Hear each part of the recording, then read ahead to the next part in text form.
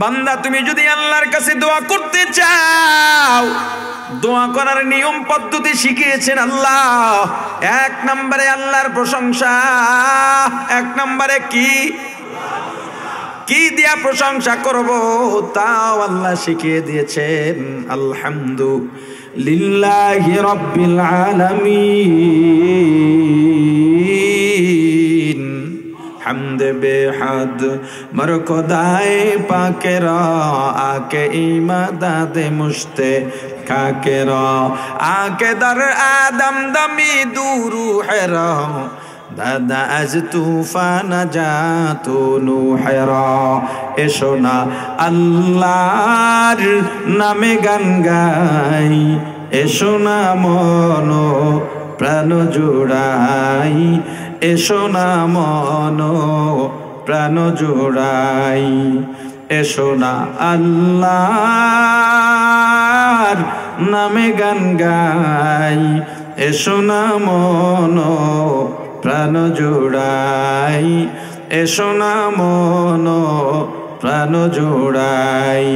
আল্লাহু আকবার বলো, আল্লাহু আকবার, আল্লাহু আকবার বলো, আল্লাহু আকবার, আল্লাহু আকবার বলো, আল্লাহু আকবার, আল্লাহু আকবার বলো, আল্লাহু আকবার। ও মধুর নামটি নিলে হৃদয় হাসে, ও মধুর নামে সুখ নেমে আসে, ও মধুর নামটি নিলে হৃদয় হাসে, ও মধুর নামে সুখ নেমে আসে। ও নামের তুলনা মেলে না, মেলে না, ও নামের তুলনা মেলে না, মেলে না, তুলনা নাই নাই নাই। এসো না আল্লাহর নামে গান গাই, এসো না মন প্রাণ জোড়াই, এসো না মন প্রাণ জোড়াই। আল্লাহু আকবার বলো, আল্লাহু আকবার,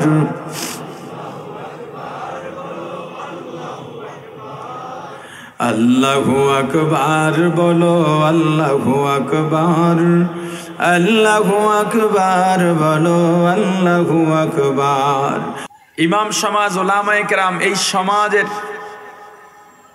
এই দেশের, শুধু বাংলাদেশ নয় সারা বিশ্বে ইমামরা হলেন এই সমাজের পথিকৃত, এই সমাজের পথ নির্দেশক। ইমামদেরকেই আমাদের নেতা মানা দরকার ছিল কি না? কিন্তু উল্টা হয়ে গেছে। আজকে আমার জুমা এটা নিয়েই আলোচনা করেছিলাম, কিয়ামতের আলামত। আমার রাসূল বলেছেন, গোলামের বান্দির বাচ্চা।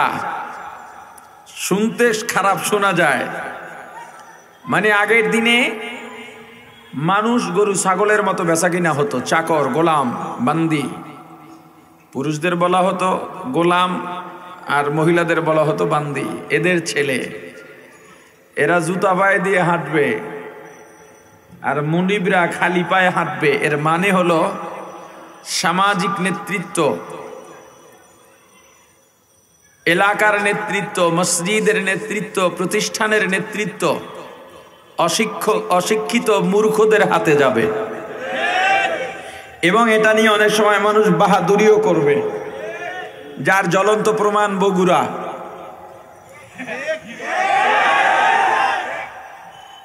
আমি ছেলেটার বিরোধী নই, এই হিরো আলম নামক ছেলেটার বিরোধী আমি নই, তার বিরুদ্ধে বলছিও না। তার দম আছে, ধৈর্য আছে, সমালোচনা সহ্য করতে পারে। আচ্ছা বলেন, এই ছেলেটা, বলবেন হুজুর অন্য যারা এমপি মন্ত্রী হয় তাদের দিয়েই বা কি হয়? ওটা হলো আপেক্ষিক আলোচনা। কিন্তু হিরো আলম যদি এমপি হতো, বলেন তো অবস্থাটা কি হতো? স্কুলের হেডমাস্টার আর সামনে গিয়ে এমনি থাকা লাগতো। কথা বলে না? মানুষ তাকে ভোটও দিয়েছে। মানে কিয়ামতের আলামতের মধ্যে বড় কয়েকটা আলামত, পশ্চিম দিক থেকে সূর্য ওঠা, কোরআনের অক্ষর চলে যাওয়া, এরকম 2-4টা আলামত মনে হয় বাকি আছে, বাকি সব আমাদের মাঝে চলে আসছে। আপনি যত দিক দিয়াই বলেন, সামাজিক নেতৃত্বে নীতিবান শিক্ষিত মানুষের বাইরে যার হাতেই নেতৃত্ব দিবেন এই সমাজকে ধ্বংস করে ফেলবে।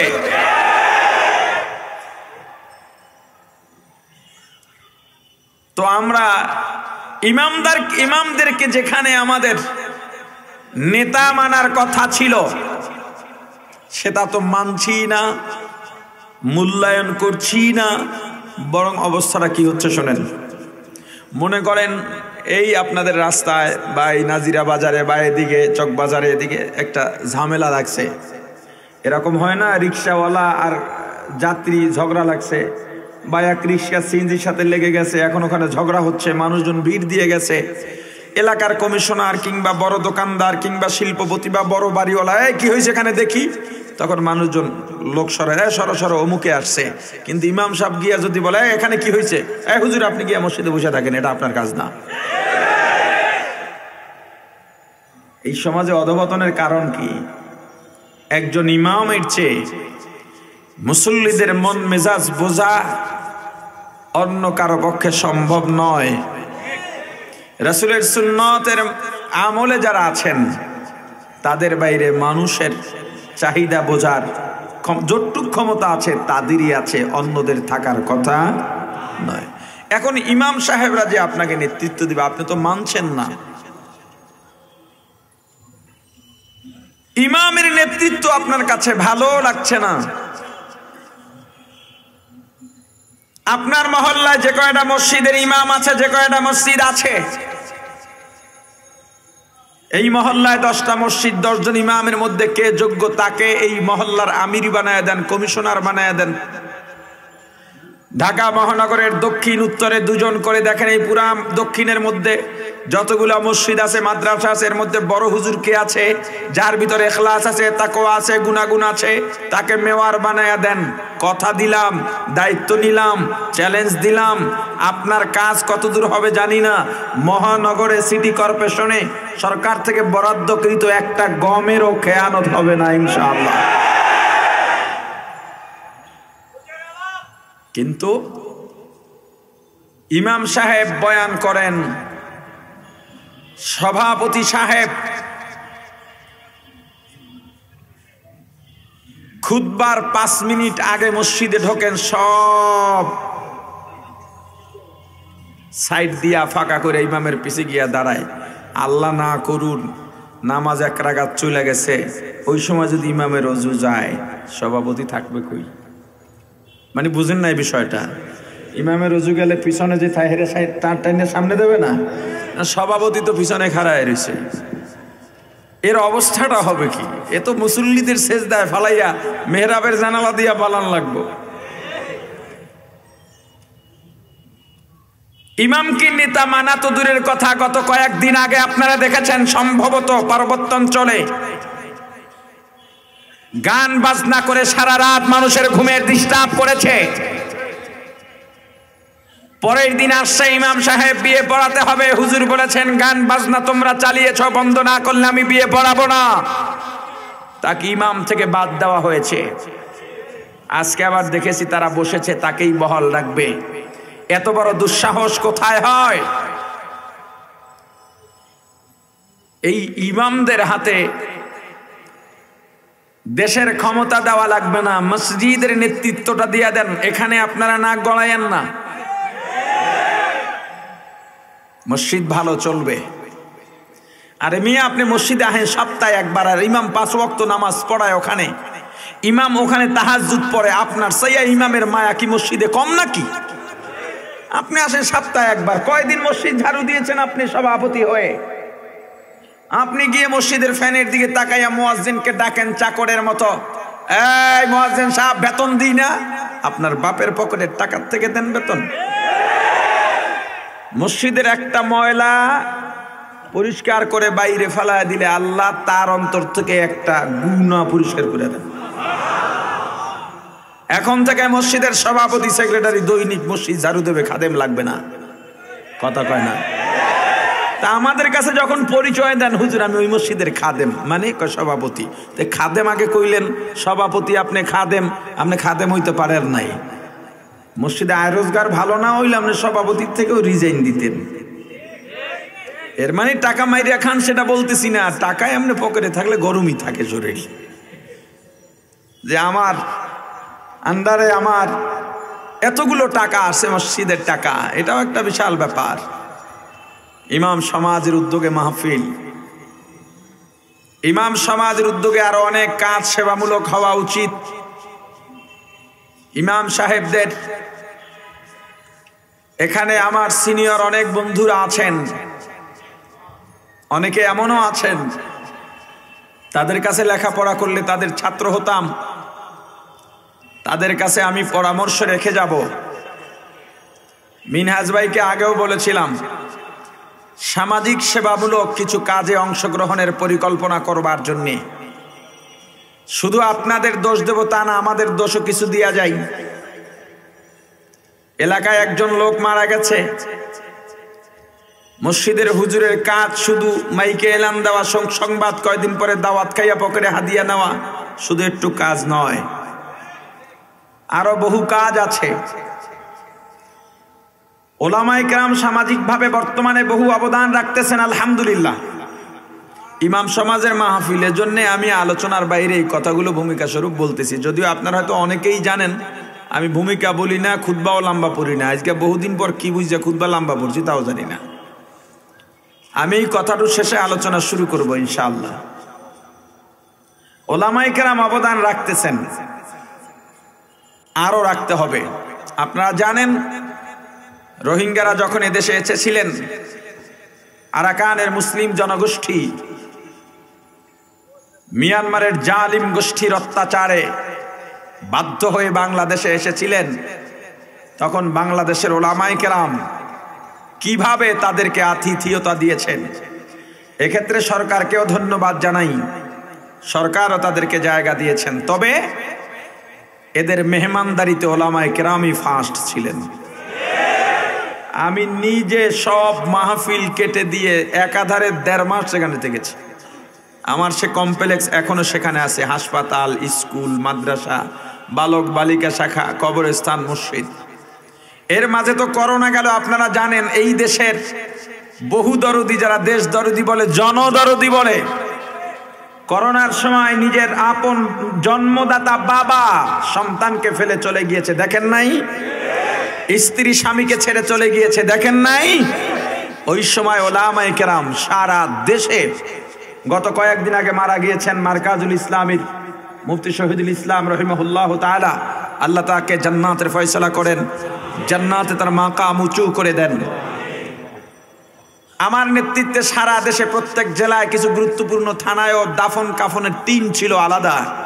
জীবনের ঝুঁকি নিয়ে এই ওলামায়ে কেরাম, মারকাজুল ইসলামী, আমার বন্ধু গাজী ইয়াকুব, আমরা সহ বহু ওলামায়ে কেরাম এই করোনার সময় শুধু লাশ দাফন কাফন করেন নাই, যেখানে বাবা সন্তানকে ছেড়ে চলে যায় সেখানে আমরা দৌড়ে গিয়েছি, ওলামায়ে কেরাম দৌড়ে গিয়েছেন। এই মসজিদের ইমামদের নেতৃত্বে সারা দেশে টিম হয়েছে, তারা এই করোনার রোগীদের দাফন করেছেন, কাফন পরিয়েছেন, গোসল করিয়েছেন। জীবনের ঝুঁকির দিকে তাকান নাই। মানুষের দরদ যদি থেকে থাকে ওলামায়ে কেরামের মাঝেই আছে। ওলামায়ে কেরাম শুধু দাফন কাফনি ক্ষান্তদের নাই, মানুষের ঘরে ঘরে তখন নিম্নবিত্ত, মধ্যবিত্ত, গরিব অসহায়দের কাজ বাদ ছিল না। গাড়ি চালায় যারা বন্ধ, রিক্সা চালকদের আয় রোজগার বন্ধ, ক্ষুদ্র ব্যবসায়ীদের ব্যবসা বন্ধ, ঘরে খাবার নাই। অনেকে এমন ছিলেন বলতে পারেন না, ওলামায়ে কেরাম রাতের আধারে তাদের ঘরে ঘরে গিয়ে খাবার পৌঁছে দিয়েছে। আমরা নিজে, আমি সহ নিজে রাত 2টা 3টায় মাথায় করে খাবার নিয়ে তাদের ঘরে পৌঁছে দিয়েছি। লোক লজ্জার ব্যাপার আছে, সবাই তো আর চাইতে পারে না। এরপরে আমফান ঝড় গেল উত্তরাঞ্চলে। গত কয়েকদিন আগে সিলেটে যান, সিলেটের সাধারণ গণমানুষের মন্তব্য শোনেন। এই দেশে যারা বড় বড় বুলিয়া উড়ায়, যে আমরা জনদরদি, জনগণের বন্ধু, তাদের ব্যাপারে সিলেটি মানুষের কি মন্তব্য গিয়ে শোনেন। তাদের একটাই কথা, এদেশে দরদি থাকলে ওলামায়ে কেরামি আছে। পানির মধ্যে, বৃষ্টির মধ্যে, কাদা প্যাক, যাতায়াত ব্যবস্থা নাই, রাস্তাঘাট ভেঙে গিয়েছে, সেখানে প্রত্যন্ত অঞ্চলে আমরা যেখানে গাড়ি যায় না, নৌকা নিয়ে পানির মধ্য দিয়ে খাবার মাথায় নিয়ে মানুষের ঘরে ঘরে খাবার পৌঁছে দিয়েছি আমরা, আলহামদুলিল্লাহ। শেখ আহমদুল্লাহ ভাই তো পুরা ইতিহাস করে ফেলেছেন। ওলামায়ে কেরাম সেখানে দিনের পর দিন কাটিয়েছেন, কিন্তু এগুলো মিডিয়ায় আসে না। কারণ কি জানেন? ভাসুরের নাম মুখে নিতে নাই। তবে ওলামায়ে কেরাম এই প্রচারের জন্য কাজ করেন না। ওলামায়ে কেরাম জাতির খেদমত করেই যাবেন। আপনারা আজকে যারা উপস্থিত হয়েছেন, যে যেই মহল্লার আছেন, ওই মহল্লার ইমামকে সম্মান করবেন, কদর করবেন। তাকে শুধুমাত্র এটা মনে করবেন না যে হুজুররা তো আমাদের থেকে আলাদা একটা জিনিস, হুজুররা তো আমাদের থেকে আলাদা একটা পাঠ। এই সমাজের কিছু মানুষ এটা মনে করে, করে কিনা, যে মাদ্রাসা, মসজিদ, ওলামায়ে কেরাম এটা একটা আলাদা গোষ্ঠী। আমাদের যখন মিলাদ টিলাদ পড়া লাগবে তখন হুজুরদেরকে ডাকবো। তাদের এই সমাজে আর কি অবদান আছে? আমি এই কথাটা বলে আমার বয়ানে যাচ্ছি, এই সমাজের প্রতি, এই দেশের প্রতি ওলামায়ে কেরামের কি অবদান, যেহেতু আলোচনা আসছে এটা আমাকে বলতেই হচ্ছে। অবদান কতটুকু শোনেন। যারা বলেন হুজুররা পরের বাড়ি খায়, মসজিদ মাদ্রাসায় ঘুমায়, মাগনা খায়, এমন কথা শোনেন না? কি বলে? হুজুররা পরের বাড়ি খায়, মাগনা খায়। আচ্ছা, হুজুরে খাইলে আপনার সমস্যা কি? কথা বলে না। আপনিও খান, আসলে পায় না, পায় না দেখে সয় না।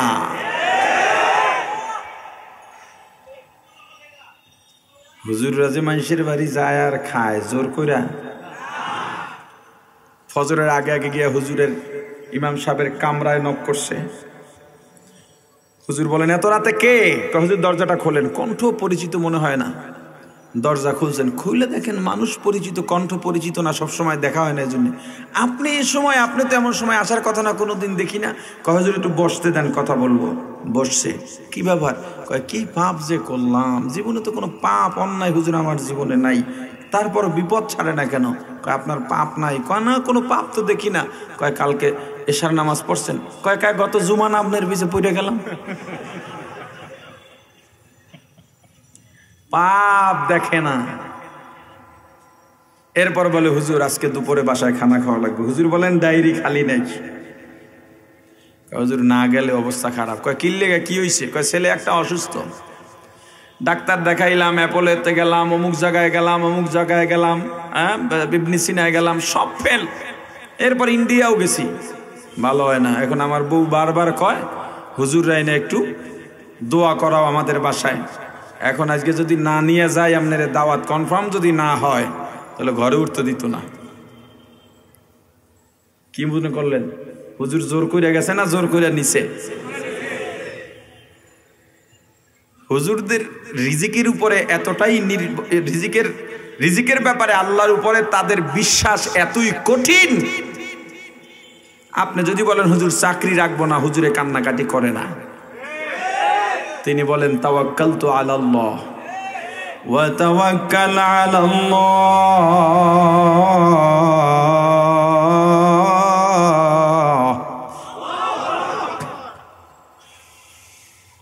ওয়া তাওয়াক্কাল আলাল্লাহি ওয়া কাফা বিল্লাহি ওয়াকিলা।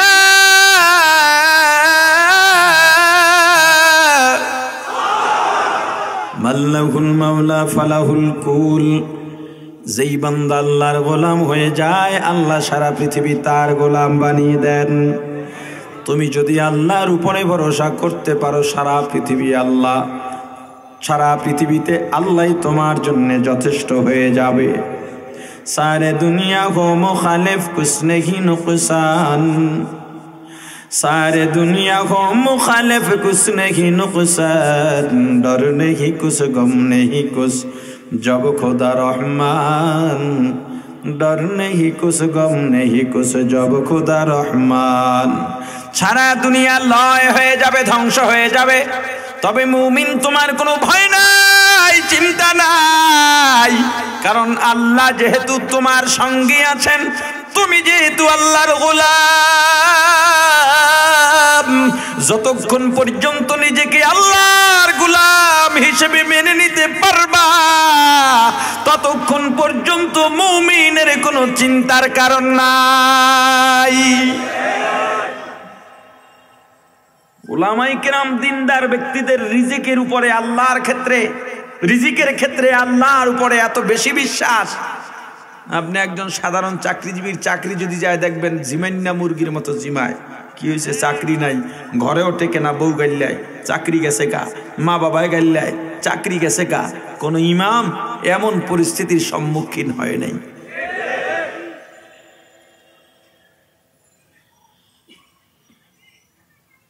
সমাজের প্রতি, দেশের প্রতি উলামায়ে কেরামের কি অবদান। আচ্ছা বলেন তো, একটা রাষ্ট্রে সরকারের সুনাম হয় কিসে? রাস্তাঘাট ভালো করলে? কথা বলে না। সারাক্ষণ বিদ্যুৎ থাকলে? দ্রব্যমূল্য কমিয়ে দিলে?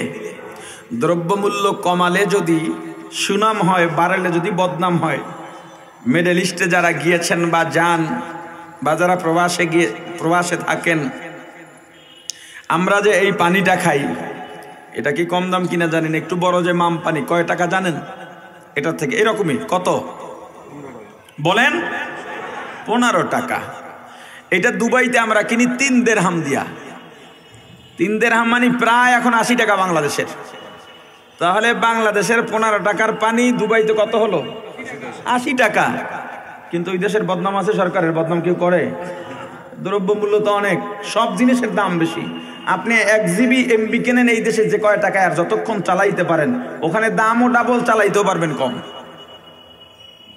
তাহলে বোঝা গেল কি, দ্রব্যমূল্য কম বেশির উপরে রাষ্ট্রের বদনাম সুনাম নির্ভর করে না। বিদ্যুৎ কম বেশির উপরে নির্ভর করে না। আসলে কিসের উপরে? আপনারা যারা হজে গিয়েছেন, আর একটু সহজ করে বুঝাই, হজ থেকে যখন ফিরলেন 40, 45, 50 দিন কিংবা 2 মাস পরে আপনি এসে ওই দেশের সুনাম করেন, দেশটা খুব ভালো। কি কারণে সুনাম করলেন? বিদ্যুৎ যায় না এজন্যে? রাস্তাঘাট ভালো এজন্যে? মোটেই না। আপনি সুনাম করছেন আমি মসজিদে নামাজ পড়তে গিয়েছিলাম, মসজিদে নামাজ পড়তে গিয়ে মোবাইলটা সামনে রেখে আসছি, 3 দিন পরও গিয়ে দেখি মোবাইলটা মেম্বারের উপর রাখা, কেউ নেয় নাই। পুলিশগুলো এত ভালো, কোনো কাজকর্মের জন্য 2-1 টাকা কোনো অফিসে ঘুষ দেওয়া লাগে না। তার মানে সুনামের প্রতিপাদ্য আসলে বিষয়টা কি?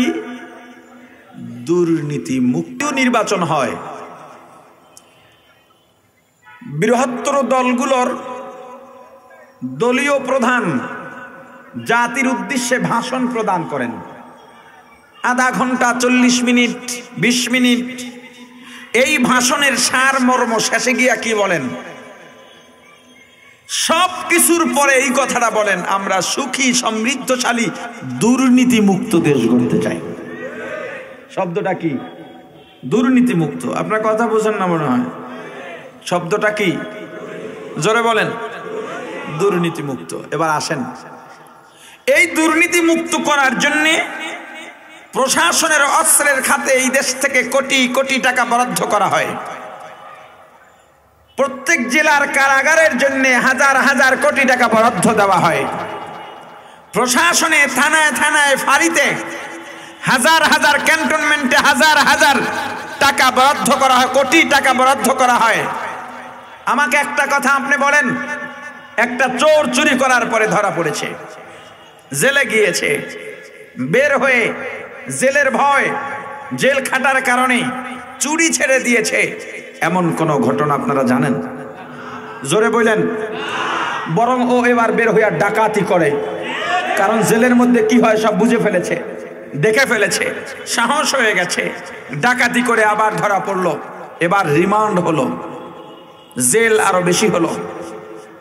নির্ধারিত সময়ের মধ্যে সাজা শেষে বের হলো, জেলার জেল গেটে বলে দিল, এ বেটা, সামনে আর অন্যায় করবি না, আইনের ধারা এই ধারা আছে, এক এক অন্যায়ের এক এক ধারা, যদি করিস কোনো সময় ক্রস ফায়ারও হতে পারে, গুলি খাইতে পারিস, রিমান্ড আরো কঠিন হতে পারে, যাবজ্জীবন কারাদণ্ড হতে পারে, ফাঁসিও হতে পারে, জেল হতে পারে। এত কিছুর ভয়ে ডাকাতি ছেড়েছে, দুর্নীতিবাজ দুর্নীতি বন্ধ করেছে, চোরা কারবার বন্ধ করেছে, চোর চুরি ছেড়ে দিয়েছে, ঘুষখোর সুদ ঘুষ ছেড়ে দিয়েছে। এমন কোন রেকর্ড বাংলাদেশে আছে? আওয়াজ দিয়ে বলেন আছে? আজ পর্যন্ত কোন অন্যায়কারী, দুর্নীতিবাজ, চোরা কারবারি, দখলবাজ, সন্ত্রাস, মাদকাসক্ত, চোর, ডাকাত, খুনি গুলির ভয় দেখাইয়া জেলের ভয়, রিমান্ডের ভয়, আইনের ভয় অন্যায় ছেড়েছে এমন কোন রেকর্ড এই বাংলাদেশে নাই। সেই 30 বছর পর্যন্ত চুরি করা লোকটা, 40 বছরের ডাকাত, 10-20 বছরের খুনি, বছরের পর বছর দুর্নীতি করতে থাকা মানুষটা, সেই দখলবাজ, সুদখোর, ঘুষখোর ওলামায়ে কেরামের বয়ানে চলে গেছে, পীরের খানকায় চলে গেছে, তবলিগের ইজতেমায় চলে গিয়েছে, মসজিদের জুমার খুতবায় আধা ঘন্টা বয়ান শুনেছে। ওলামায়ে কেরামের বয়ানে গুলির ভয় দেখানো হয় নাই, জেলের ভয় দেখানো হয় নাই, রিমান্ডের ভয় দেখানো হয় নাই, ওলামায়ে কেরামের প্রতি কোটি কোটি হাজার টাকা বরাদ্দ নাই। আধা ঘন্টার বয়ান শুনে যেই চোর, ডাকাত, দুর্নীতিবাজ এত বছর পর্যন্ত এত ভয় দেখাবার পরেও ফিরে নাই, ওলামায়ে কেরামের আধা ঘন্টার বয়ানে সোনার মানুষ হয়ে বের হয়ে যায়।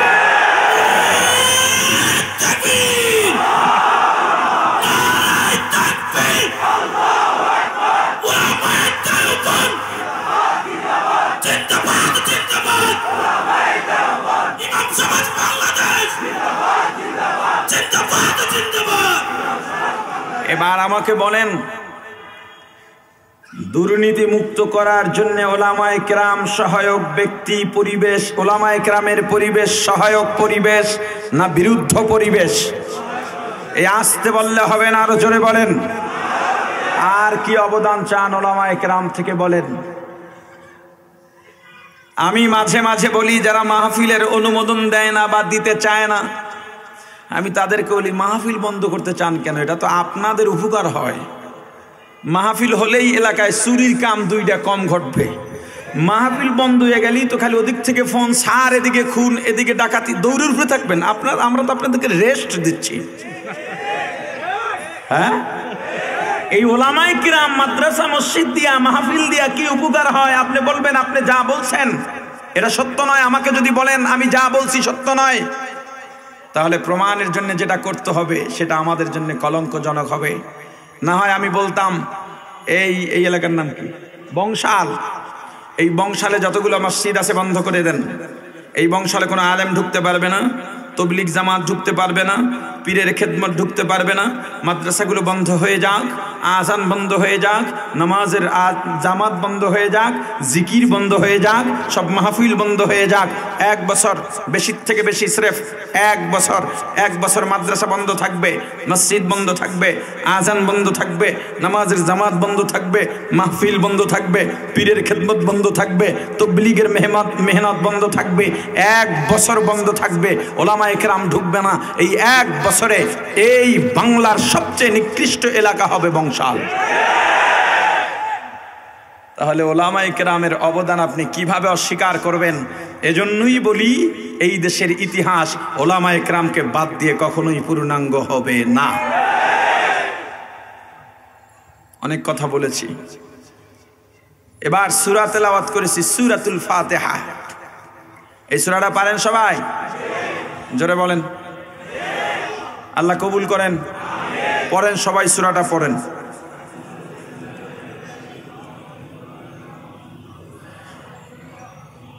জোরে পড়েন, সবাই পড়েন।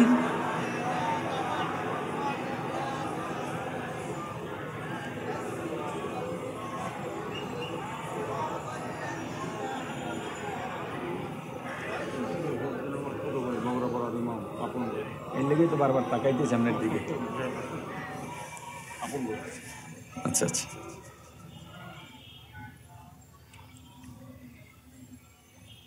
আলহামদুলিল্লাহ।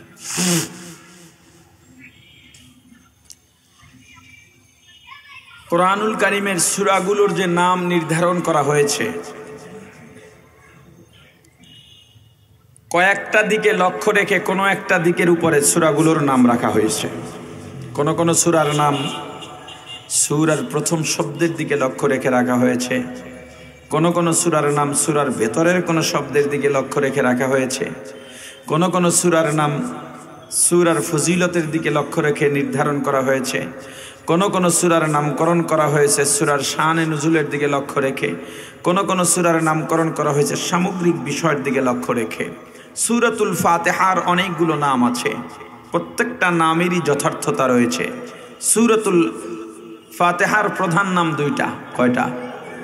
জোরে বলেন। এক নাম্বার, দুইটা নামের দুই প্রধান নামের এক নাম হলো আলহামদু সূরা বা সূরাতুল হামদ। আলহামদু করে কেন রাখা হলো?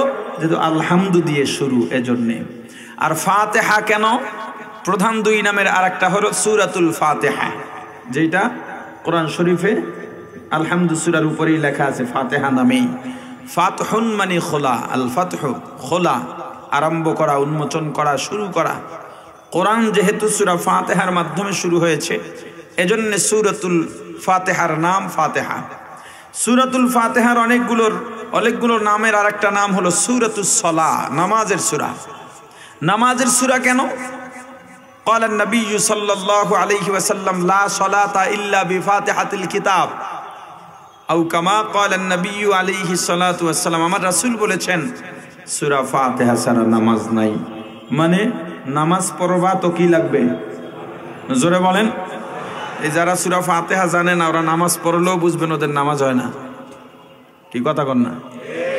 তাহলে কোন নামাজ সূরা ফাতিহা ছাড়া হয় না। যেহেতু বংশাল, সেহেতু এখানে একটা সুয়ালে মুকদ্দারের জবাব দিয়ে যায় আপনাদেরকে। আমাদের লামাযাবি ভাইয়েরা বলেন এই হাদিসের দলিল দিয়া জানাজার নামাজেও সূরা ফাতিহা পড়তে হবে। আমরা জানাজায় সূরা ফাতিহা পড়ি না, বলেন না রে ভাই, আপনারা চুপচাপ কেন? আপনাদের সঙ্গেই তো কথা বলতেছি, উঁচু আওয়াজে জবাব দিবেন, সওয়াব হবে ইনশাআল্লাহ। আমরা জানাজায় সূরা ফাতিহা পড়ি না, কিন্তু লামাযাবি ভাইয়েরা পড়েন। দলিল লা সলাতা ইল্লা বিফাতিহাতিল কিতাব, আমাদের জবাব। এবং এটাই কার্যকরী এবং এটাই ফতুয়া, এটাই সিদ্ধান্ত। জানাজায় সূরা ফাতিহা পড়া যাবে না। কেন? জানাজা নামাজি না। জানাজা কি না? জানাজা হলো দোয়া, নামাজ হলে সূরা ফাতিহা পড়তাম। আপনি বলবেন নামাজ না কেন? তার জবাব, আমি একটা প্রাণীর নাম বলবো, তখন আপনার জেহেনে, আপনার হৃদয় স্পটে কি সূরত ভেসে উঠবে আপনি আমাকে বলবেন। হাতি, কি বলছি বলেন না? এখন আপনার জেহেনে হৃদয় স্পটে কি ভেসে উঠলো? বিশাল সুখ, বড় দাঁত, বিশাল কান, ইয়া মোটা খাম্বার মতো পা, বিশাল পেট, কথা বলে না? এখন জেহেনে তো ওইটাই আছে। আচ্ছা ঘুরাই আর একটা বলি, গরু। হাতি আছে আর এখন কি আইছে? গরু। সাথে সাথে গরুটা কেমন জেহেনে খেলতেছে না? ঠিক তদ্রুপভাবে নামাজ বলার সাথে সাথে জেহেনে কি আসবে?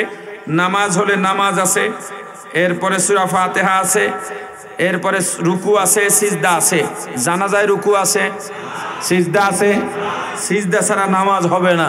কারণ নামাজের এত দাম কেন আল্লাহর কাছে? নামাজে সিজদা আছে এজন্যে। একজন দাঁড়ানো অহংকারী মানুষকে চূড়ান্ত পর্যায়ে মাটিতে মিশাইয়া নিরহংকারী বানায় দেয় নামাজ।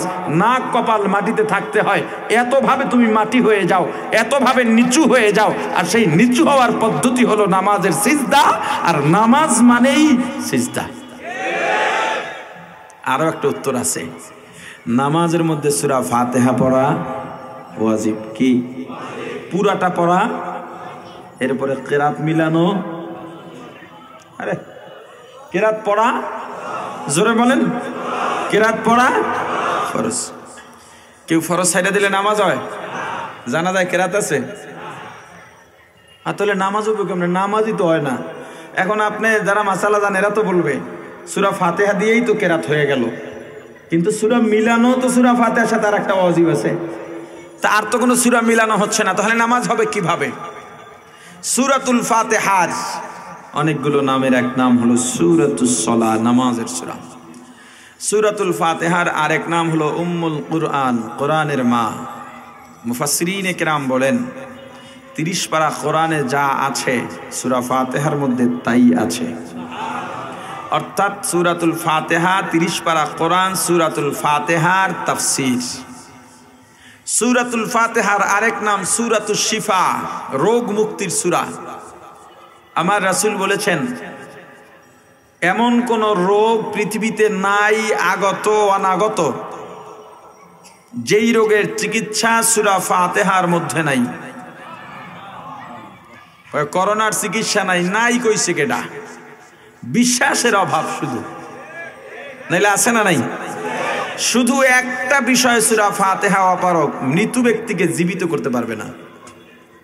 সুয়ালে মুকাদ্দার, আপনার ভেতরে লালিত প্রশ্নের জবাব। সূরা ফাতিহা দিয়ে যদি সব রোগী সারা যায় তাহলে ডাক্তার আর ফার্মেসির দরকার কি? এই দেশের গ্রামগঞ্জে 2-1টা দোকানও যদি থাকে তার মধ্যে একটা থাকে ফার্মেসি, তাহলে এগুলোর দরকার কি? জবাব, সূরা ফাতিহা দিয়া চিকিৎসার যদি লাভ করতে চান, আরোগ্য লাভ করতে চান, রোগ থেকে মুক্তি পেতে চান, 2টা শর্ত। কয়টা? 1 নাম্বার, সূরা ফাতিহা পড়ে যিনি ফু দিবেন ওই ফুওয়ালার জবান আল্লাহর পছন্দওয়ালা জবান হতে হবে। 2 নাম্বার, যে ফু নেবেন তার ভিতরে পূর্ণ ইয়াকিন ও বিশ্বাস থাকতে হবে আমি ভালো হবই। এই 2টার একটাও যদি পাওয়া না যায় তখন সূরা ফাতিহার চিকিৎসা দিয়ে আরোগ্য লাভ করা অতটা সম্ভব হবে না। তবে তাও হতে পারে। অনেক সময় দিনদার না, মাথায় জট, গায়ে সালার শট, হাতের মধ্যে হেই পট বোতল, শালি গেলি দেখবেন বাইরে। আমি তো দিক জুমা পড়াই মিরপুর 1 নম্বর স্ট্যান্ডে, কি এক অবস্থা, গন্ধে ধারেও ভেরা যায় না। এরাও সূরা ফাতিহা পড়ে ফু দিলে মানুষ ভালো হতে পারে। এটা তাদের কারামতি নয়, এটা কোরআনের পাওয়ার। জবান যদি আল্লাহর পছন্দওয়ালা হয়। ছাত্র সময় আমার পায়ের মাথা থেকে হাঁটু পর্যন্ত একটা রোগ ছিল, আমাদের অঞ্চলে বিগার বলে। হাঁটু পর্যন্ত মুজা পরে থাকতাম, মনে হয়েছিল পা পচে গিয়েছে। ছাত্ররা পাশে বসতো না। আমার বাবা অনেক চেষ্টা করেছেন, বহু এমন শেষ পর্যন্ত সালসা বানায় যে কবিরাজরা, কি গন্ধ ভাই, এটিও বহু খাইছি, কাজ হয় নাই। উজানির কারি ইব্রাহিম রহমতুল্লাহ আলাইহের 11 ছেলের ছোট ছেলে গত 10-11 বছর আগে ইন্তেকাল করেছেন। আল্লাহ তাকে জান্নাতের উঁচু মাকাম দান করেন। তিনি চরমনাইতে যাইতেন। চরমনাই যারা অনেক আগের থেকে যান আপনারা জানেন, চরমনাইতে প্রতি বছর যাইতেন, কিরাত তেলাওয়াত করতেন, কোরআন তেলাওয়াত করতেন। ওখান থেকে আমাদের বাড়িতে যাইতেন। আমার নাম হাবিবুর রহমান, হুজুর রেখে আসছেন। এবার বুঝেন কত আগের থেকে যাইতেন। হুজুর একদিন আব্বাকে বললেন একটু সরিষার তৈল নিয়ে আসো। এরপর ডাক দিয়া বললেন আমি সূরা ফাতিহা পড়ে ফু দেব, তোমার কি বিশ্বাস হয়? আব্বা বললেন অবশ্যই, কেন বিশ্বাস হবে না? 1 সপ্তাহে আমি সুস্থ হয়ে গেছি। কারণ যিনি ফু দিয়েছেন তিনি আল্লাহর। আমরা বিশ্বাস করতে চাই তার জবান আল্লাহর পছন্দওয়ালা জবান, এবং যিনি নিয়েছেন তার পূর্ণ ইতমিনান ছিল, বিশ্বাস ছিল। এখন আবার আরেকটা প্রশ্ন, যদি আপনার এই বিশ্বাস 2টা শর্ত না পাওয়া যায় তখন দুনিয়ার চিকিৎসা গ্রহণ করা সুন্নত। তবে রোগ মুক্তির মালিক মানতে হবে কাকে? জোরে বলেন। এখন আরেকটা সওয়াল, যেহেতু সূরা ফাতিহা দিয়ে চিকিৎসা করা যায়, আমাদের দেশে ডাক্তাররা যেহেতু ভিজিট নেয়, চিকিৎসা বাবদ ওষুধ দিয়ে টাকা নেয়, তাহলে সূরা ফাতিহার চিকিৎসা দিয়ে টাকা নেওয়া যাবে কিনা? এই জায়গায় আরো একটা মাসালা বের হবে। তার আগে শুনেন, কোরআন তেলাওয়াত কিংবা এই দোয়া দুরূদ পড়ে ফু দিয়া চিকিৎসা করে টাকা নেওয়া যাবে কিনা? রাসূল করিম সাল্লাল্লাহু আলাইহি ওয়াসাল্লামের জামানায় একদল সাহাবী সফরের পথে ক্লান্ত হয়ে এক জায়গায় তাঁবু গাড়লেন। পার্শ্ববর্তী গ্রামের একজন ব্যক্তি তাদের কাছে এলেন, এসে বললেন যে আমার সন্তান সাপে কেটেছে, আপনারা কি এটা চিকিৎসা করে দিতে পারবেন? সাহাবীদের একদল বললেন পারবো, বিনিময় কি দেবা? একটা বকরি আছে, এটা দিয়ে দেব। চিকিৎসা করলেন, রোগী ভালো হলো, ছাগল বকরি জব দিয়ে তারা খেয়ে ফেললেন। কিন্তু আর এক দল, তাদের মধ্যে দুই ভাগ হয়ে গেছে।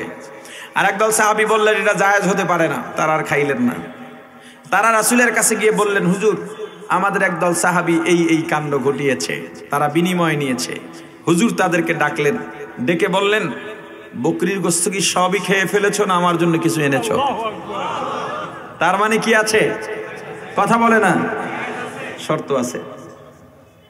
সূরা ফাতিহার চিকিৎসা সূরা ফাতিহা যদি কেউ চিকিৎসা হিসেবে ব্যবহার করে, চিকিৎসার নিয়তে যদি চিকিৎসা করে, তাহলে সওয়াবের নিয়ত করা যাবে। জোরে বলেন। চিকিৎসার নিয়তে চিকিৎসা করে টাকা নেওয়া যাবে, তবে চিকিৎসার নিয়তে সওয়াবের আশা করলে গুনাহ হবে। আর সওয়াবের নিয়তে করলে টাকা নিতে পারবে না, সওয়াব পাবে। সওয়াবের নিয়ত করে টাকা নিলে উল্টা গুনাহ হবে।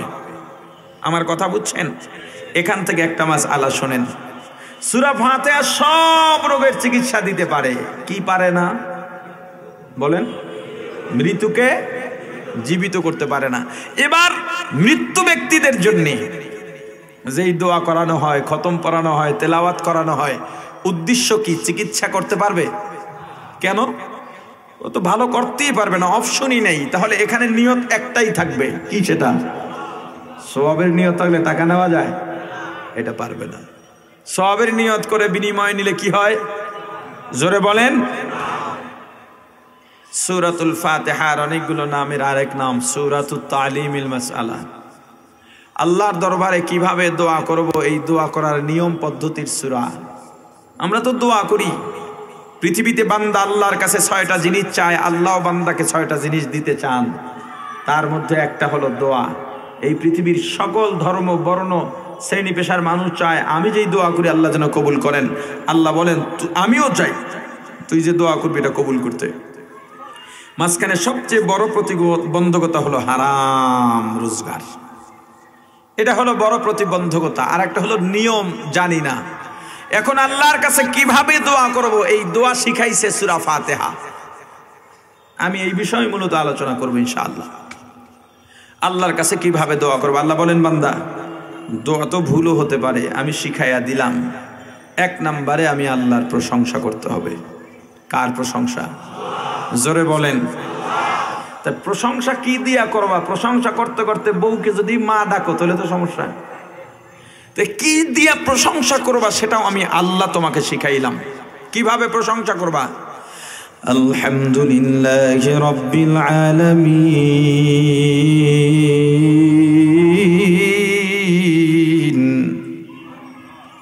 সমস্ত প্রশংসা কার? আল্লাহর নাম নিতে লজ্জা লাগে নাকি? আওয়াজ দিয়া বলেন সমস্ত প্রশংসা কার?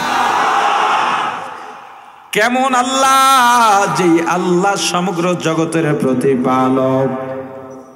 বান্দা তুমি যদি আল্লাহর কাছে দোয়া করতে চাও, দোয়া করার নিয়ম পদ্ধতি শিখিয়েছেন আল্লাহ। 1 নম্বরে আল্লাহর প্রশংসা। 1 নম্বরে কি কি দিয়া প্রশংসা করব তাও আল্লাহ শিখিয়ে দিয়েছেন। আলহামদুলিল্লাহি রাব্বিল আলামিন। হামদ বেহাদ মরকদায়ে পাকেরা আকে ইমাদাদে মুশতে কাকেরা আকে দর আদম দমি দুরু হেরা দাদা আজ তুফান জাতু নুহেরা। এসো না আল্লাহর নামে গান গাই, এসো না মন প্রাণ জোড়াই, এসো না মন প্রাণ জোড়াই। এসো না আল্লাহর নামে গান গাই, এসো না মন প্রাণ জোড়াই, এসো না মন প্রাণ জোড়াই। আল্লাহু আকবার বলো, আল্লাহু আকবার, আল্লাহু আকবার বলো, আল্লাহু আকবার, আল্লাহু আকবার বলো, আল্লাহু আকবার, আল্লাহু আকবার বলো, আল্লাহু আকবার। ও মধুর নামটি নিলে হৃদয় হাসে, ও মধুর নামে সুখ নেমে আসে, ও মধুর নামটি নিলে হৃদয় হাসে, ও মধুর নামে সুখ নেমে আসে। ও নামের তুলনা মেলে না, মেলে না, ও নামের তুলনা মেলে না, মেলে না, তুলনা নাই, নাই, নাই। এসো না আল্লাহর নামে গান গাই, এসো না মন প্রাণ জুড়াই, এসো না মন প্রাণ জুড়াই। আল্লাহু আকবার বলো, আল্লাহু আকবার,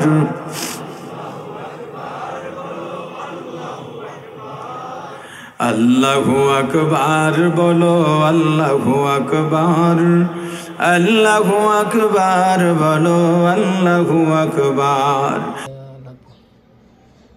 প্রশংসা করব কার? আওয়াজ দিয়া বলেন, প্রশংসা করব কার? সমস্ত প্রশংসা কার? এখানে আপনার সুয়ালে মুকদ্দার হতে পারে, সমস্ত প্রশংসা যদি আল্লাহর হয়। আমরা তো মানুষের প্রশংসা করি, আমরা তো ব্যক্তির প্রশংসা করি, বস্তুর প্রশংসা করি। বাইরের মাইক বন্ধ করে দেন। সেটআপ কই?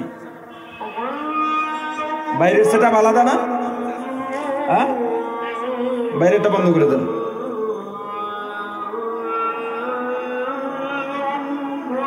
এই একজন ওঠেন না। এই মাঠে নামাজ হবে, ওযুরের সময় দেওয়া হবে, ময়দান কেউ নষ্ট করবেন না। বয়ান চলবে না বন্ধ হবে? কারা কারা কোন চলবে না হাত উঠান। এরকম করে গা চলবে? কে কে পক্ষে আছেন হাত উঠাই। টান টান করে উঠান, এমনি নাড়া দেন হাতে, এমনি এমনি নামিয়া এমনি দেন, পুরা শরীর তাজা বানায় আলান। মাশাআল্লাহ। বাম হাত নামান, ডাইন হাত উঠায় রাখেন, ডান হাত উঠান। পাশের থেকে উঠায় হাত দেখেন, সবাই হাত উঠাইছে। ডাইন হাতের মোবাইল সরান। মাহফিল চলবে, আওয়াজ দিয়া বলেন প্রশংসা খান, আরো জোরে বলেন বয়ান চলবে। দাঁড়ান না, সবাই হাত উঠায় নাই। কারা কারা হাত উঠায় নাই? এরা বয়ান শুনতে পারতো না। বয়ান চলবে, নজরানা দেন। বিসমিল্লাহ বলে ওই পকেটে হাত দেন, সেই পকেটটা নোটটা বড়। হুজুর হাত দেন পকেটে, হাত দেন, হাত দেন। মাগনা না, আগে দিক দা পরে ও দিক দা। একজন মানুষ বাইরে যাবে, না জানের পরে বয়ান চলবে। আমার পকেটে 500 টাকার নোট আছে বড়, আমি 5000 টাকা তাদেরকে দিয়ে দিব না। আলহামদুলিল্লাহ কয় না? আলহামদুলিল্লাহ করলে টাকা দেওয়ান লাগে? জোরে বলেন। 5000 10,000 নগদ কেউ দিতে চাইলে দেবেন, বড় নোট চাইছি। দাঁড়ানো যারা আছে ওদিকে যান, স্টেজে একজন উঠায় ফেলান। রাঁধুনির রান্না যদি ভালো হয়, রাঁধুনির প্রশংসা করা হয়, তাহলে আল্লাহ যে বললেন সমস্ত প্রশংসা আল্লাহর, কেমনে মিলাবো? তাফসীর ব্যাখ্যা পুরাপুরি করব না, শুধু এতটুকু সিস্টেমটা জেনে নেন। বলেন কণ্ঠ দিয়েছে শিল্পীর কণ্ঠ এত সুন্দর দিয়েছেন কে? আওয়াজ দিয়া বলেন কে? আম কাঁঠালের মিষ্টতা দিয়েছেন কে? রাঁধুনির রান্নার হাত ভালো দিয়েছেন কে? অতএব তুমি যখন বলবা তোমার কণ্ঠ অনেক সুন্দর, এমনি না বলে তুমি যখন বলার সময় বলবা তোমার কণ্ঠটা আল্লাহ খুব ভালো দিয়েছেন। কণ্ঠওয়ালার কণ্ঠের প্রশংসা হলো, মূল প্রশংসা হলো আল্লাহ। আম যখন খাও মিষ্টি লাগার পর এটা বলো না আমটা বড় মিষ্টি, বরং বলো আমের মধ্যে আল্লাহ কত সুন্দর মিষ্টি দিয়েছেন। তোমার মেধা খুব ভালো, এটা না বলে বলো তোমাকে আল্লাহ কত সুন্দর সুন্দর মেধা দিয়েছেন, তোমার হাতের লেখা অনেক ভালো, এটা না বলে তুমি বলো আল্লাহ তোমার হাতে কত সুন্দর লেখার যোগ্যতা দিয়েছেন। বলেন তাহলে সমস্ত প্রশংসা কার হয়?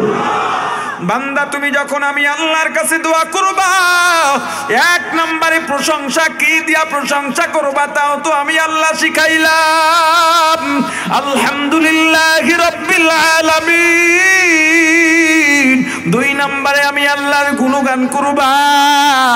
আমি আল্লাহর গুণগান করতে গিয়েও তো তুমি শিরিক করে বসতে পারো, এজন্য কি দিয়া গুণগান করবা সেটাও আমি আল্লাহ শিখাই দিলাম। আর রহমানির রহিম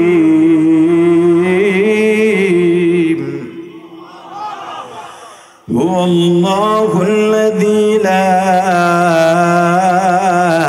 ইলাহা ইল্লা হুয়া আলিমুল গায়ব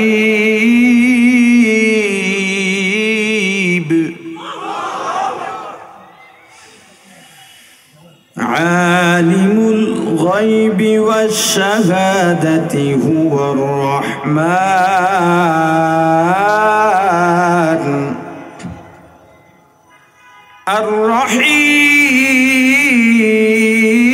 الرحيم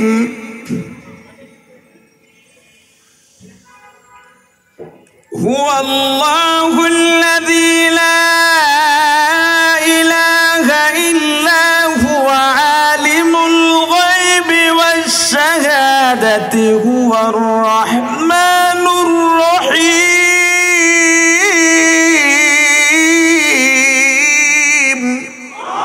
يا إلهي तू मेरा रहमान है, या इलाही तू मेरा रहीम है।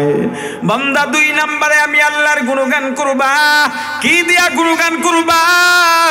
আল্লাহ আপনি দয়াবান মেহেরবান, দুনিয়ায় দয়াশীল পরকালেও দয়াশীল। রহমান শব্দের অর্থ দয়া, রহিম শব্দের অর্থ হইল দয়া। দুইটার একটা শব্দ হলেই তো হতো, দুইটা শব্দ কেন আনলেন? এই সুয়ালে মুকাদ্দারের জবাব বা ব্যাখ্যা দেওয়া সম্ভব হলো না। তিন নম্বরে আমি আল্লাহর ক্ষমতা বা মর্যাদা বর্ণনা করবা। যখন আমি আল্লাহর দরবারে দোয়া করবা, এক নম্বরে প্রশংসা, দুই নম্বরে গুণগান, তিন নম্বরে ক্ষমতা বা মর্যাদা বর্ণনা করবা। কি দিয়া করবা সেটাও আমি আল্লাহ শিখাইলাম। মালিক ইয়াউমিদ্দিন, কিয়ামতের মালিক কে? তাহলে দুনিয়ার মালিক আল্লাহ না? এখানেও বিশাল বয়ান। যাই হোক, এতটুকু বললাম। আল্লাহ রাব্বুল আলামিন আমাদেরকে সঠিক নিয়মে আল্লাহর কাছে দোয়া করা, আল্লাহর গোলাম হবার তৌফিক দান করেন। আরো জোরে বলেন আমিন।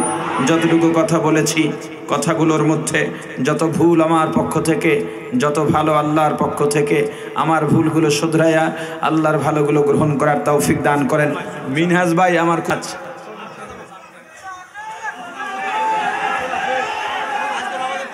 যেই চোটে কইছেন চলবে, এত উঁচু চাই না। আচ্ছা, তাহলে রহমান রহিমের ছোট্ট ব্যাখ্যাটা দিয়ে। রহমান শব্দের অর্থ দয়া, রহিম শব্দের অর্থ দয়া। দুইটা দয়া এক জায়গায় দরকার ছিল না, একটা দয়া দিয়ে আল্লাহ বুঝাইতে পারতেন। জবাব, এই দুই দয়া এক জায়গার জন্য নয়। একটা দয়া কিয়ামতের ময়দানে, আর একটা দয়া দুনিয়ায়। দুনিয়ার দয়া হবে আম বা সাধারণ, এখানে উমুম খুসুসের সম্পর্ক। আর কিয়ামতের ময়দানে যে দয়া হবে এটা হবে নির্দিষ্ট খাস। দুনিয়ায় সবাই দয়া পায়, পরকালে সবাই দয়া পাবে না। দুনিয়ায় সবাই দয়া পায় বলে কাফেররাও আল্লাহর বৃষ্টির ভোগ, সব আল্লাহর বৃষ্টির নিয়ামত ভোগ করার সুযোগ পায়। দুনিয়ায় যদি আল্লাহ দল মত ধর্ম বর্ণ নির্বিশেষে আল্লাহ সবাইকে দয়া না করতেন, আল্লাহকে যারা মানে না তাদের জন্য আল্লাহ ফসল উঠাইতেন না, তাদের শরীরে রক্ত সঞ্চালন করাইতেন না, তাদের চোখের মধ্যে পাওয়ার দিতেন না। কিয়ামতের ময়দানে এভাবে সবাই দয়া পাবে না। কিয়ামতের ময়দানে কারা দয়া পাবে জানো? দুনিয়ার মধ্যে যারা বলে এই সময় এত ঝামেলায়, এই পরিবেশে এত কি মানা যায়, এত কি করা যায়, এত কি পারা যায়, এরকম যারা বলে সব জাহান্নামী।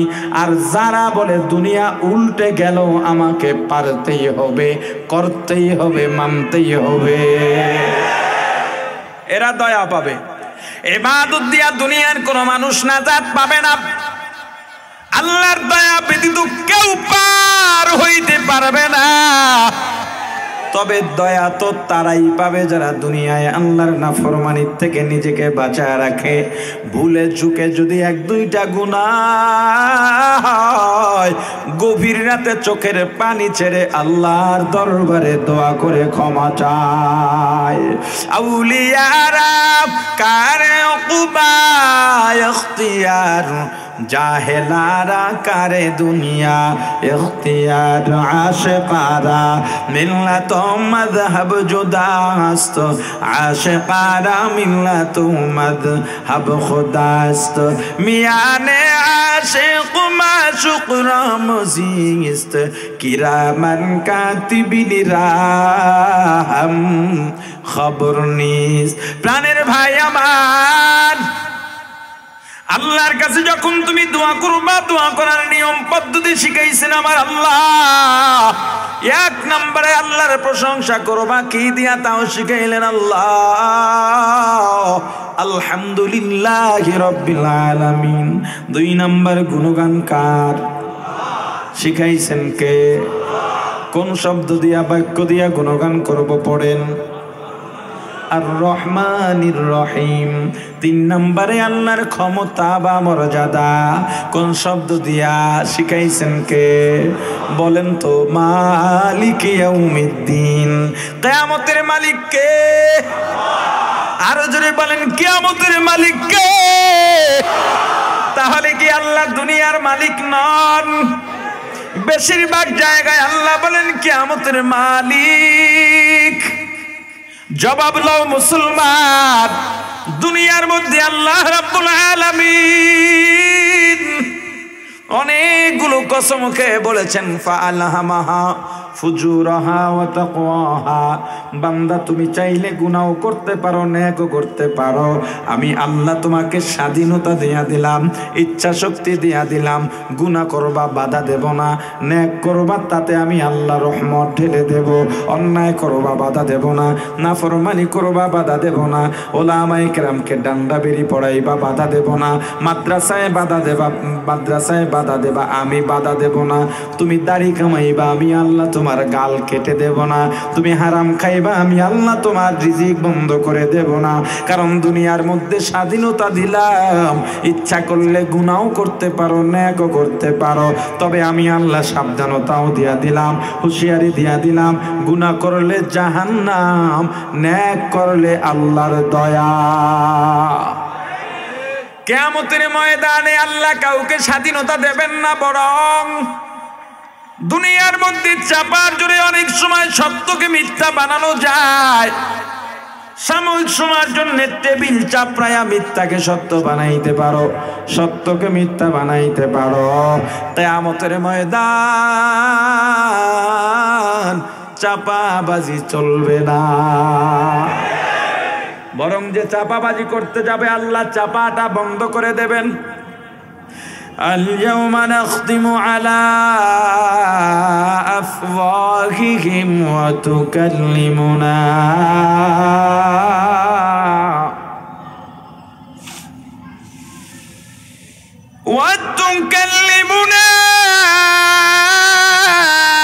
أيديهم وتشهد أرجلهم بما كانوا يكسبون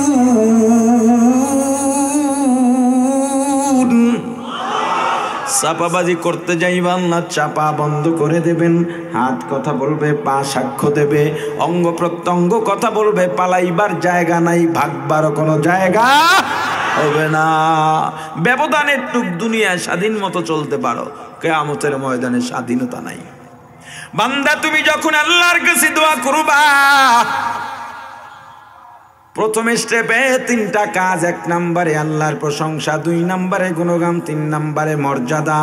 আল্লাহ বলেন বান্দা সবই বুঝলাম, এবার বল আমি আল্লাহর কাছে যে দোয়া করবি তোর সঙ্গে আমার সম্পর্ক কি? সম্পর্ক না থাকলে চাওয়ার অধিকার নাই, চাওয়ার পরেও দেওয়ার দায়িত্ব নাই। আপনি আমার কাছে চাইবেন, চাওয়ার অধিকার আপনার নাই, কারণ আপনার সঙ্গে আমার পরিচয় নাই। আপনি অধিকার লঙ্ঘন করে যদি চাইয়াও ফেলেন, আপনাকে দেওয়ার দায়িত্ব আমার নাই, কারণ আপনার সঙ্গে আমার সম্পর্ক নাই। বুঝে থাকলে বলেন, সন্তান বাবার কাছে চাইতে পারে কিনা? চাওয়ার অধিকার আছে কিনা? কেন? সম্পর্ক আছে। সন্তান চাওয়ার পরে বাবার দেওয়ার দায়িত্ব আছে কিনা? আছে। কেন? সম্পর্ক আছে। স্ত্রী স্বামীর কাছে চাওয়ার অধিকার আছে না নাই? কেন? সম্পর্ক আছে। স্ত্রী চাওয়ার পরে স্বামীর দেওয়ার দায়িত্ব আছে কিনা? আছে। কেন? সম্পর্ক আছে। ভাই ভাইয়ের কাছে চাওয়ার অধিকার আছে কিনা? আছে। কেন? সম্পর্ক আছে। ভাই চাওয়ার পরে আর এক ভাই দেওয়ার দায়িত্ব আছে কিনা? আছে। কেন? সম্পর্ক আছে। বান্দা তুমি আমি আল্লাহর কাছে চাইবা, কেন চাইবা? সম্পর্ক কি? সম্পর্ক যদি না থাকে আমি আল্লাহর কাছে চাওয়ার অধিকার নাই। বান্দা সম্পর্ক করতে গিয়েও শিরিক করে ফেলতে পারো, বলে ফেলতে পারো আল্লাহ আপনি আমাদের মা, আপনি আমাদের বাপ। নাউজুবিল্লাহি মিন যালিক বলা যাবে নি? আওয়াজ দিয়া বলেন, আর জোরে বলেন।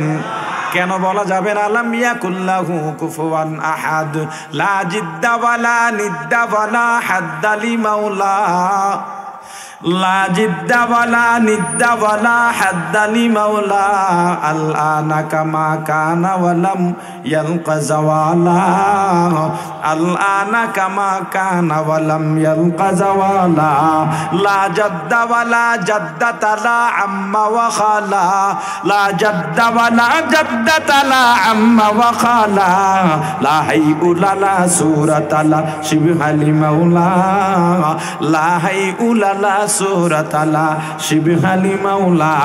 আল্লাহ দুনিয়ার কারো মতো নন, আল্লাহর মতো দুনিয়ায় কেউ নাই। তাহলে আল্লাহ কার মতো? আল্লাহ আল্লাহর মতো। কার মতো?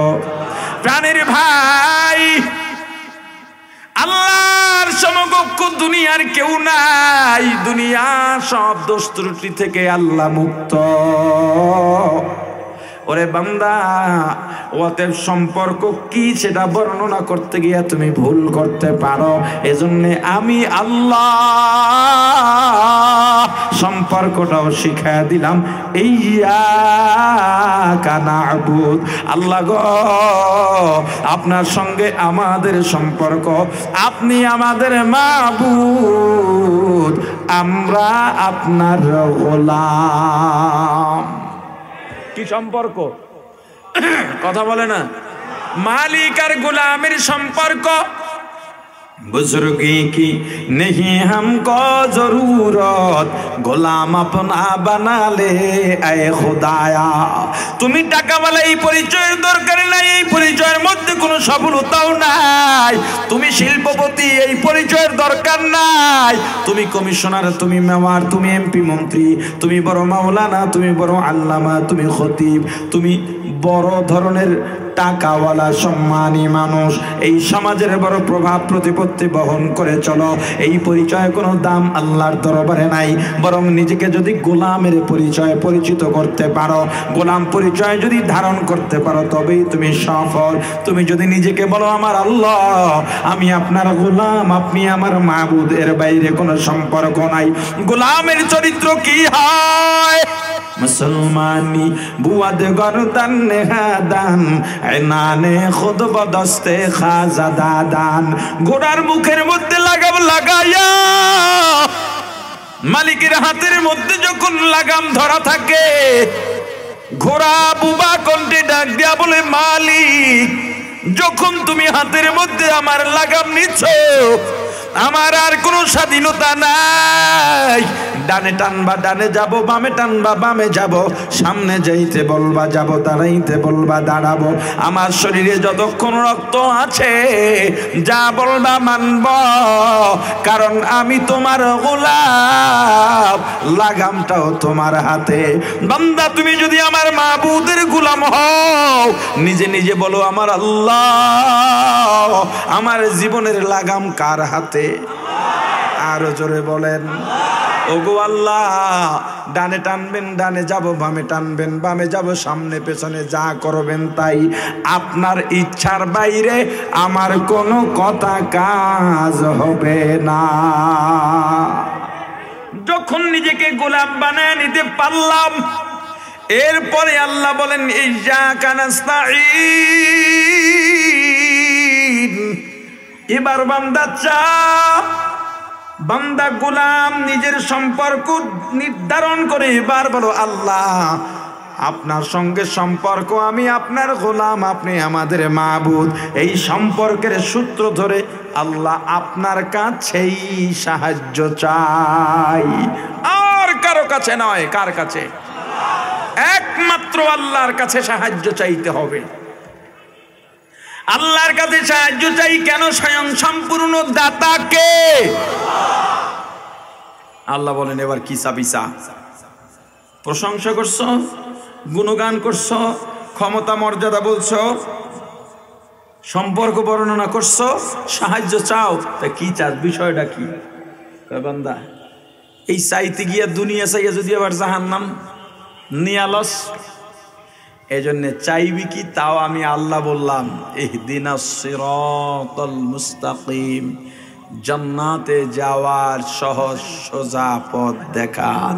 আল্লাহ আমাদেরকে সিরাতে মুস্তাকিমের উপরে চলার তৌফিক দান করেন, বলেন আমিন। সুবহানাল্লাহি ওয়া বিহামদিহি, সুবহানাকাল্লাহুম্মা ওয়া বিহামদিকা, আশহাদু আল্লা ইলাহা ইল্লা আনতা, আস্তাগফিরুকা।